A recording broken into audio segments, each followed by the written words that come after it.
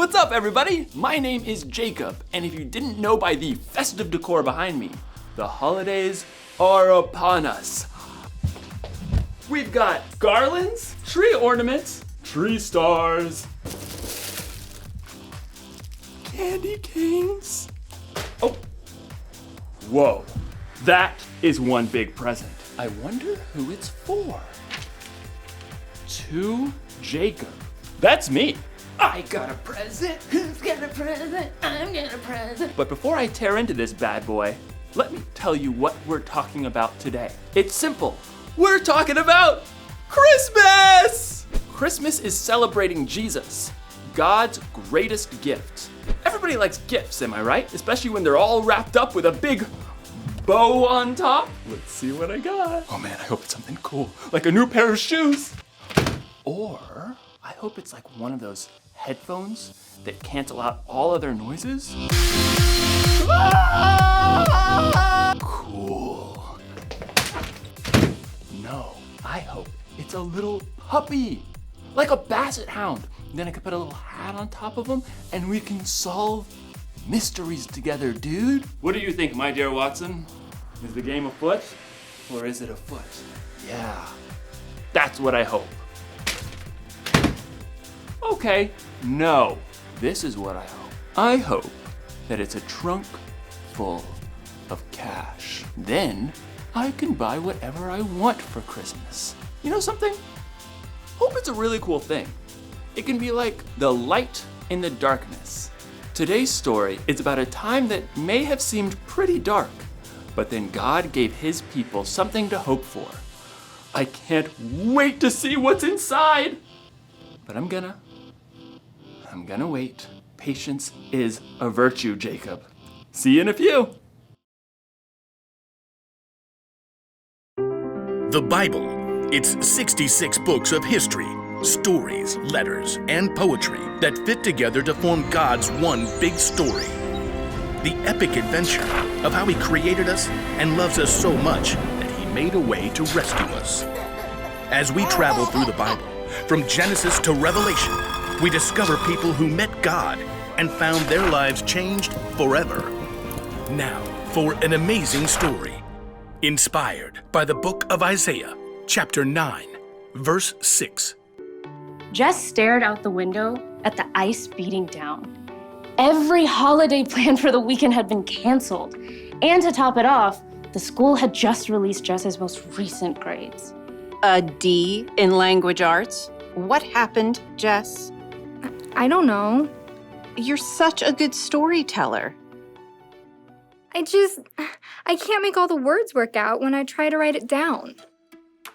Can I go play Mindstorm?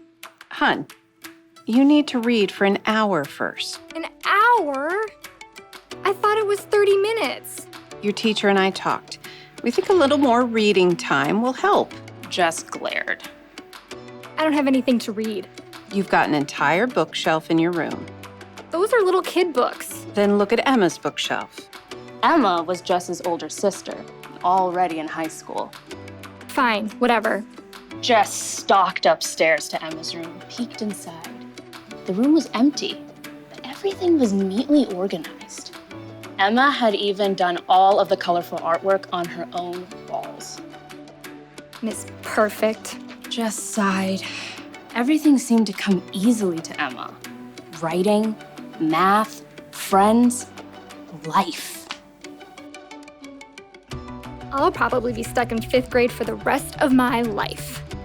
Jess stood in front of Emma's bookshelf, running her finger over the thick spines.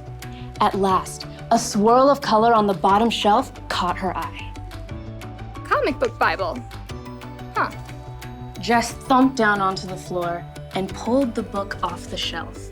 She flipped it open, and color exploded off the page. In the beginning, God created the heavens and the earth.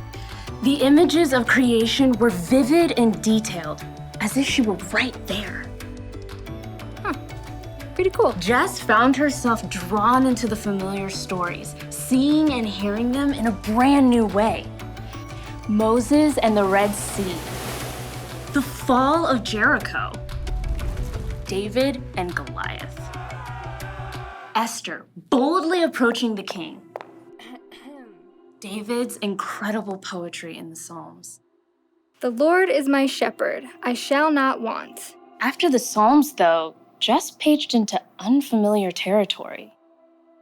Isn't Daniel in the lion's den around here somewhere? Who's this guy? Jess stared at a man with a long white beard, using a quill to scribble on a scroll. A child will be born to us, a son will be given to us. He will rule over us, and he will be called Wonderful Advisor and Mighty God. He will also be called Father who lives forever, and Prince who brings peace. Hey! Jess nearly dropped the book.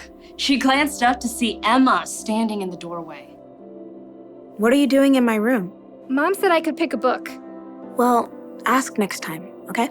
I didn't touch anything. Okay, it's fine. Emma settled down on the floor beside Jess and took a look at the book.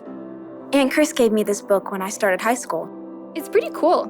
I mean, until this part. It's kind of hard to make a guy writing a letter exciting. Jess pointed out Mr. Whitebeard. Oh, you mean Isaiah? Who's he talking about? Jesus? Yeah, but it's way more amazing when you look at the big picture. You see, God's people were in big trouble. Over and over, the Israelites promised to love and obey God. And then every single time, they turned their backs on him. Turn their backs? Like how? Well, they'd start praying to false gods like other nations around them, trying to do things their own way. So, God allowed them to be captured by other nations. Emma flipped back, showing images of battles, powerful foreign kings, groups of captives. The Israelites got in really big trouble. Things looked hopeless. So God just ditched them. No way. Every single time, God showed he was still with them. He sent kings who loved God like David and Solomon and Josiah. And he sent prophets like Elijah and Isaiah to speak God's truth and hope to the people. Even though they totally messed up. Yep. Through it all, God promised that he was going to send someone who would rescue them forever. Jess flipped back to Isaiah and read slowly. A child will be born to us, a son will be given to us. He will rule over us. That's only one prophecy. There are hundreds of prophecies in the Old Testament that talk about Jesus coming. Jess nodded, trying to take it in. That's a lot of promises. And God came through. The Israelites had to wait a long time, but God kept every single one of those promises when he sent Jesus to live on earth. His very own son. Oh, little town of Bethlehem and all that. You can take the book if you want. Emma tapped the comic book Bible. Jess smiled. Does God promise that I'll get a better grade in language arts? No, but he does promise to be with you and give you the patience and courage you need to keep working on it. They both listened to the ice rattling against the window. Hey, you want to play Mindstorm? Sure, just let me read a little more first. Emma gave a thumbs up, and Jess settled back down to keep reading. She paged forward to the book of Luke, eager to see for herself again how God had delivered on his promise to send a savior.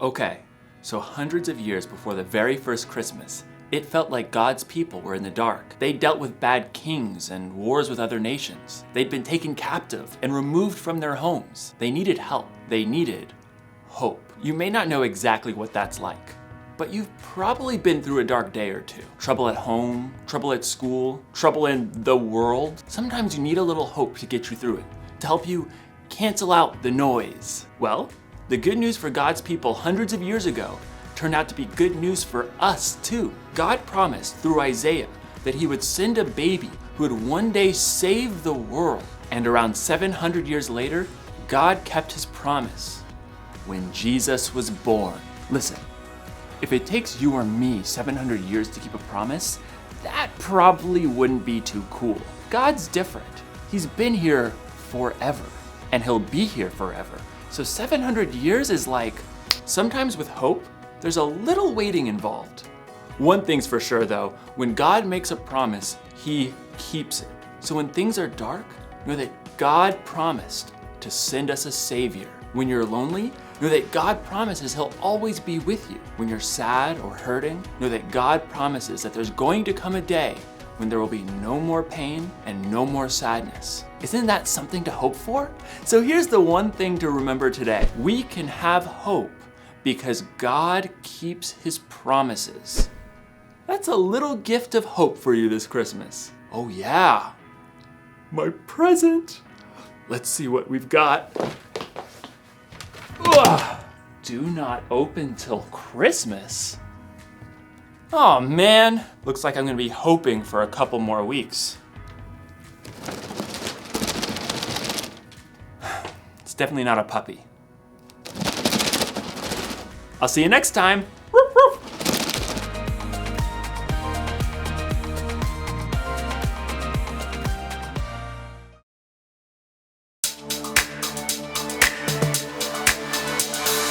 Joy to the world, the Lord